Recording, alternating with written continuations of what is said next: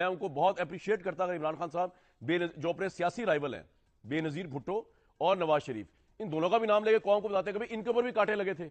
और 2017 में तो इमरान खान पे इल्जाम है कि जब नवाज शरीफ पे कांटा लगा तो इमरान खान साहब पूरी तरह भरपूर शिरकत थे उस पूरी साजिश के अंदर। 2017 के अंदर जो जो बकौल इमरान खान साहब के उनके खिलाफ हुई है अभी अप्रैल के अंदर, अब वो 2017 में उनके खिलाफ हुई थी नवाज शरीफ के, उसमें इमरान खान साथ साथ थे, तो कांटा लगवाने वालों में भी शामिल थे।